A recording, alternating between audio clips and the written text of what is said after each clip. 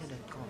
Nah, sebelum kita mengenal lebih dalam lagi mengenai detik.com, ada bagusnya kalau kita lihat dulu bagaimana cnnindonesia.com. Seperti ini.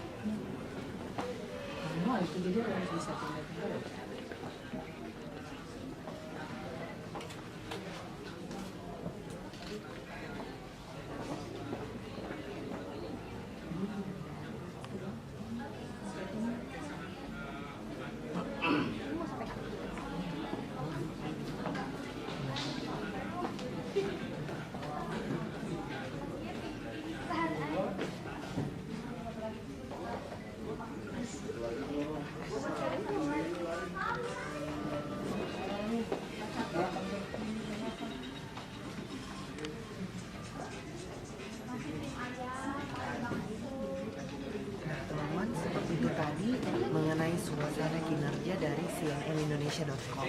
Sekarang kita akan mengenal bagaimana kinerja dan suasana lapangan dari detik.com.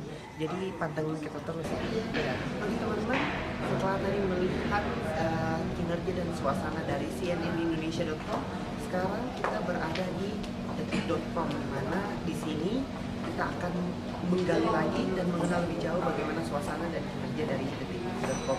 Jadi ikutin terus ya.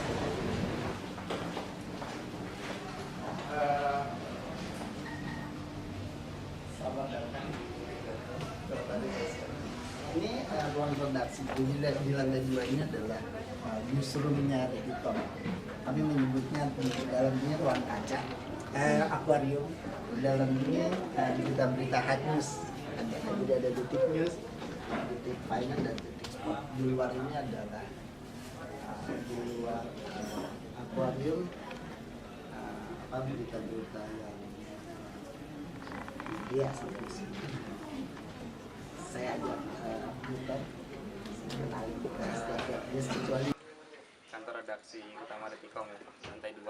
Kita di Aldefco Pagem dulu sudah jelas nomor kandang ada sekitar 3 lantai ya, CNN 2, 4, 5. Lantai redaksi utama Detikcom di sini. Ini kita namanya bisa ruangan akuarium, kita bisa nyebutnya. Ruangan akuarium ini ruang utama redaksi. Di sini ada divisi Detik News yang paling besar, Detik Sport di situ. Kalau siang nggak banyak yang masuk karena pertandingan bola kan malam. Terus sini ngurusin medsosnya, sini ngurusin bagian komentar, Mbak Nita sama Mas Dedi masih jomblo. Karena detik finance, sini detik foto, situ pasang mata. Kalau tadi luar udah ya? Udah. Cara kerjanya umumnya di sini reporter. Ini yang di sini terkonek dengan reporter di lapangan. Ada 2 cara reporter laporan, itu via phone dan email. Kalau via phone bisa mengontak salah satu korlip sih, biasanya koordinator liputan. Koordinator liputan kita lagi Cina ya, di Cina. Sehingga yang pegang ada Mas Madin, ada koordinator liputan pengganti. Kalau laporan ke telepon, wartawan di lapangan bisa miss call ataupun BBM koordinator liputan untuk minta ditelepon. Lalu akan ditelepon oleh salah satu penulis yang ada di sini. Kalau sesuai bidangnya, kalau politik mungkin saya yang telepon, kalau kriminal ada lagi yang telepon, kalau bagian lain ada lagi yang telepon. Atau laporan via email. Jadi kita setiap harinya ada paling minimal 2 orang yang memegang email redaksi. Biasanya di media sana. Jadi ada 2 orang yang ada emailnya redaksi detik.com. Jadi email akan masuk, berita laporan PM akan masuk ke sana dan akan diedit oleh pemegang email. Itu aja, seharian itu aja. Dan yang masuk bisa ratusan email, produksi juga bisa ratusan email. Kompak.com lewat lah, udah rekor. Total ada berapa divisi pembagian kayak politik apa gitu? Kalau di newsnya ada politik, hukum, kriminal, ada lagi KPK itu beda sendiri lagi. Lalu lintas juga. Lalu ada feature. Berarti kalau misalnya kayak yang kriminal tadi itu ada kayak apa ya namanya? misalnya kita nemu kasus gitu, kita mau nyelidik gitu, ada Oh ada. khusus. Biasanya kalau kayak kasus yang menarik kemarin Tata Dedeh, tahu kan? Pembunuhan PSK di Tebet. Kalau memang kasus yang menarik, kasus kriminal menarik, kita biasanya akan ada 1 atau 2 orang yang akan diambil untuk investigasi secara menyeluruh kasusnya kayak gimana. Juga di sini juga akan diatur oleh redaktur, biasanya sih Mas Nala yang ngatur atau Bang Nadiem yang mengendalikan isu. Jadi kita akan kemana kan isunya, apakah ini akan kita kembang luaskan. Misalnya kayak Tata Dedeh ini layak nggak dikembangkan kasusnya? Atau ini pembunuhan biasa? Kita kampanye. Kalau ini bagus, kita atau ini bagus dan ini berdampak sistemik, kemudian pada sistem lain. Kalau kayak kasus Tata Dedeh kan bahwa ini ada kos-kosan ini tempat prostitusi. Nah, ini kan layak diteruskan, ini kita kejar terus. Kalau menurut kita cuma pembunuhan biasa, pasti bisa kita lepas. Akan kita panjangkan. Tapi yang menilai itu redaksi, biasanya melalui rapat redaksi singkat. Iya, saya sudah baca email. Yang lain? Mengenai tentang pandangan dari dunia jurnalistik Indonesia saat ini.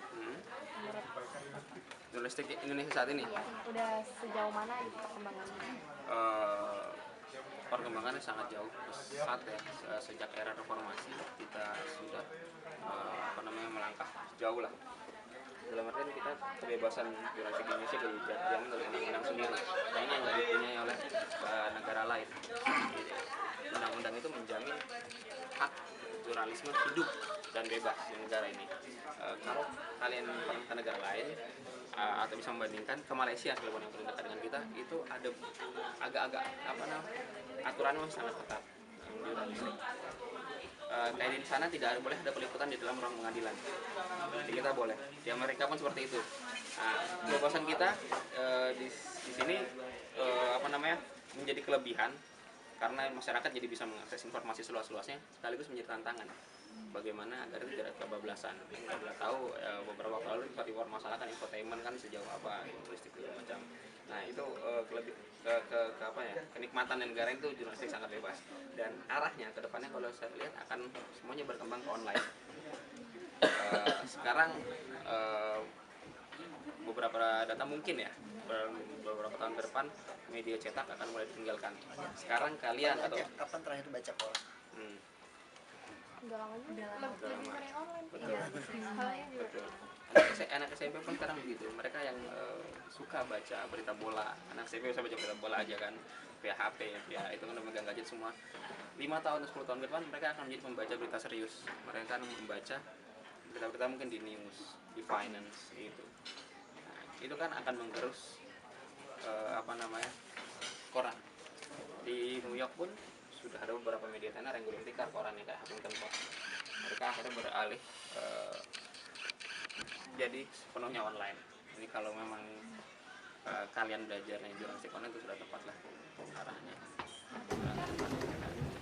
Dari UMN ini des Tekno Vino kenalin dong. Ambil bosnya. Jadi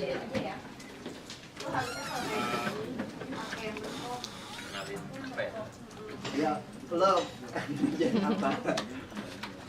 Jadi ini tuh Detik.net tuh kanal teknologi informasi dan komunikasi di Metro. Jadi kita yang bikin berita terkait tentang software, hardware, teknologi, operator, robot, startup, game, fotografi juga termasuk. Jadi terkait hal-hal teknologi. Terus ya kita dapat beritanya dari mana, ada berbagai sumber sih, kita liput langsung atau kita mensadur dari luar. Kita biasa ada beberapa kantor berita misalkan kayak AFP, Reuters atau dalam beberapa saya lupa untuk menulis ulang. Jadi bukan copy paste ya. Jadi kita menulis ulang, kita serap intisarinya apa, terus kita tulis sendiri dengan bahasa kita.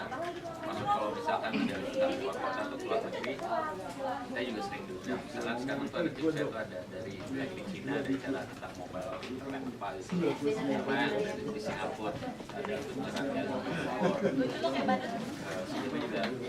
Pokoknya kalau misalnya handphone flagship kita sebetulnya kayak BlackBerry, Galaxy S6, Samsung, Sony itu juga sering tadi.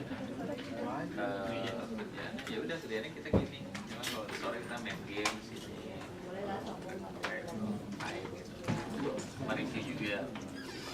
Oh iya, ada yang jalan-jalan lagi di luar di kota. Ada lagi tadi udah. Oh iya. Ya, ada lagi, ada yang mau ditanya? Makasih Adi. Oh udah. Makasih ya. Karena soalnya kan ini kan kata kayak kita harus Sebenarnya itu online. benar deh. Kamu tuh sedang melihat sebuah TV masa depan.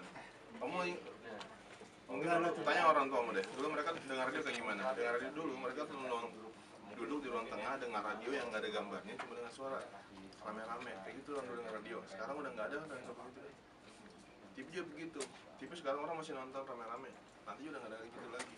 Ini TV masa depan. Personal. Semua orang akan punya stasiun TV di tangannya. Ini TV beneran. Berarti kalau misalnya gimana ya? Kayak lebih Pencerahan soal pengaruhnya internet. Apanya? Si internetnya. Ini pertanyaannya mas. Jalan-jalan. ya, gitu. Udah. Bisa cenderung kayak membuat habit kita istilahnya individualis gitu loh. Kalau misalnya kalau TV rame-rame gitu kan kayak oke, kita bisa nobar gitu misalnya. Kalau Ini ini dia bisa ngobrol kalau ngomong. Ini bisa digedein loh. lebih ke Kamu punya berapa frame bisa digedein? Gimana deh? lebih ke apa sih namanya? Jadi kalau misalkan kita kan tadi kata saya panggilnya bapak atau mas apa? Mau manggil om aja. Oh, oke. Jadi kan tadi kan kalau kata om kan kita om serius nih. Ya jadi Kalau bilang panggil sos, kita bakalan punya TV dari tangan kita sendiri. Nah berarti itu kita sudah membentuk seperti habit kita individualis gitu. Jadi ya kamu mau siapa mau diskusi sebenarnya? saya Kalau mau diskusi bertanya siapin gitu. snacknya dong. Saya juga mau Oh iya, bertanya. gimana? Terus gimana? Jadi maksudnya TV itu mas. biar maksudnya dampaknya tuh kita nggak seperti Ya kan? Terus kita juga bisa biasanya sih kalau misalnya kita putar di sini kita menjual iklan pre-roll namanya. Biasanya dia muncul di sini sebelum tayangan kayak di YouTube lah. Wisata itu dari 3 hal, dari pemerintahnya sebagai regulator, terus kita melihat pelaku usaha wisatanya sebagai pihak operatornya, sama kita melihat dari kacamata pembaca sebagai user, orang yang nanti mau liburan. Jadi kita beda sama kalau misalnya mungkin teman-teman pernah lihat banyak banget blog travel blogger gitu yang mereka nulis jalan pernah nulis itu baru sepertiga dari kerjaan kita. Jadi di detik ini teman-teman juga ada kayak misalnya ini kayak misalnya undangan dari KT Pacific buat nge-review kayak gitu-gitu. Jadi ini undangannya malah dari Badan Pariwisata Jepang yang minta kita ngulas mereka gitu. Jadi hubungan kita juga selain sama pemerintah Indonesia juga sama Detik Travel tuh udah lumayan dipandang sama negara Asia Timur, Asia Tenggara lah. Jadi kadang mereka juga invite kita buat nulis sesuatu tentang negara mereka, tempat wisata mereka, atau mungkin dari hotel juga ada yang mengundang kita buat nge-review tempat. Jadi ulasan kita sangat-sangat beragam. Selain nulis destinasi wisata, kita juga ada review hotel, review theme park, gitu. Terus ada